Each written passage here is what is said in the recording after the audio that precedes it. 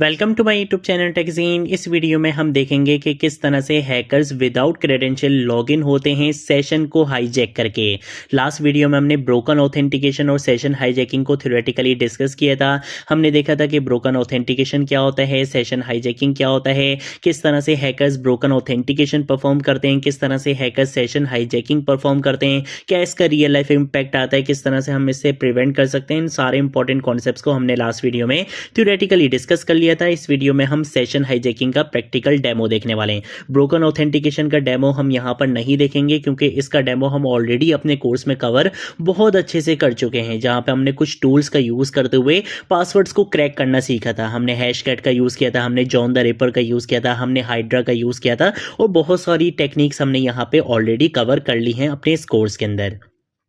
But session hijacking को हमने implement नहीं किया था, सेशन हाईजैकिंग का कोई प्रैक्टिकल डेमो हमने नहीं देखा है, तो वो आपको मैं इस वीडियो में करके दिखाऊंगा। ये वीडियो कंप्लीटली एजुकेशनल पर्पस के लिए, कोई इलीगल एक्टिविटी यहाँ पे प्रमोट नहीं की जा रही है और ना ही कोई इलीगल एक्टिविटी आपने परफॉर्म करनी है। ठीक है, सबसे पहले हम यहाँ पर आ जाते हैं। यहाँ पर मैंने सेशन हाईजैकिंग की एक रिपोजिटरी बना दी है, वही रिपोजिटरी हम अभी इस वीडियो में फॉलो करेंगे प्रैक्टिकल डेमोन्स्ट्रेशन के लिए।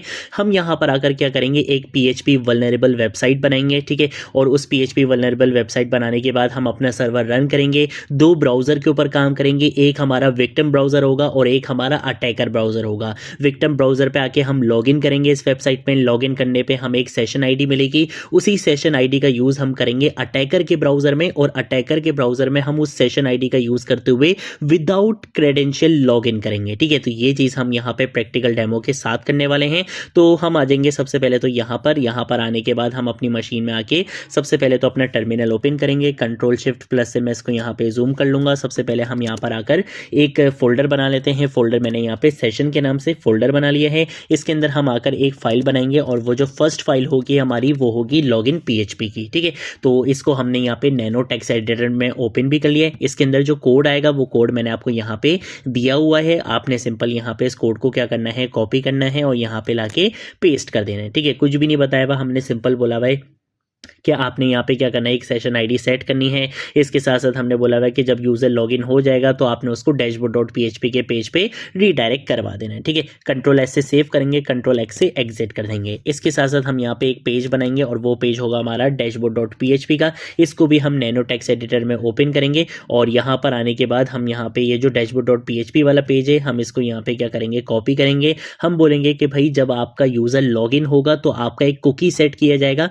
उस कुकी का नाम होगा PHP सेशन आईडी। ठीक है, आप यहाँ पे देख सकते हो इस कुकी का नाम क्या है, PHP सेशन आईडी है। हम बोलेंगे कि इस कुकी के अंदर आपकी सेशन आईडी आपको मिल जाएगी। ठीक है, तो हम यहाँ पे इसका भी कोड यहाँ पे कॉपी कर लेते हैं, यहाँ पर आ जाते हैं, यहाँ पर आकर पेस्ट कर देते हैं। बस एक चीज याद रखना कि कुकी का नाम क्या है, PHP सेशन आईडी है। ठीक है, कंट्रोल S से सेव करूंगा, कंट्रोल X से एग्जिट कर दूंगा। इसके साथ साथ हम यहाँ पे नैनो का यूज करेंगे और हम बोलेंगे कि एक और फाइल बना दो, वो होगी हमारी logout.php की। और हम बोलेंगे कि जब आपने लॉग आउट करना है तो आपने जो सेशन आईडी होगी उसको आपने क्या कर देना है, डिस्ट्रॉय कर देना है। ठीक है, तो हम यहाँ पर आ जाएंगे, यहाँ पर आकर हम इस कोड को भी कॉपी करेंगे, कंट्रोल S से सेव करेंगे और कंट्रोल X से एग्जिट कर दूंगा। ठीक है, तो हमने सारा सेटअप यहाँ पे कर लिए। अब हमें क्या करना है, हमें बेसिकली अपने सर्वर को रन करना है। ठीक है, तो सर्वर को रन करने के लिए हम यहाँ पे लिखेंगे PHP-S हमारे सर्वर को रन करो।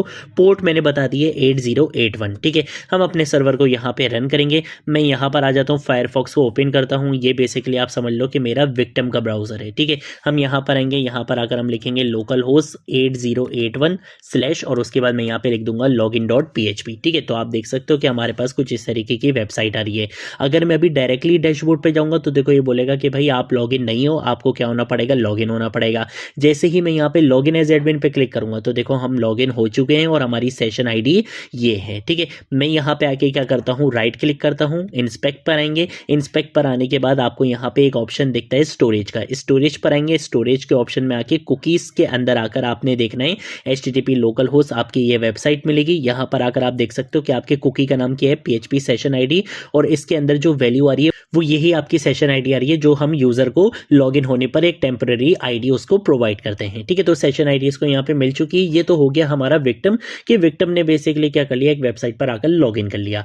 अब क्या होगा, अब हम आएंगे अटैकर के ब्राउजर में। ठीक है, तो हम यहाँ पर आते हैं, यहाँ पर आकर हमारे पास एक क्रोमियम वेब ब्राउजर होता है। हम यहाँ पे इसको क्या करेंगे, ओपन करेंगे। यहाँ पर ओपन करने के बाद सबसे पहला काम हम ये करेंगे कि हमारे पास एक कुकी एडिटर होता है। हम इस cookie editor Chrome web store से हम इसको क्या करेंगे, डाउनलोड कर लेंगे। ये बेसिकली एक एक्सटेंशन होती है जिसका यूज करते हुए हम कुकीज को एडिट कर सकते हैं।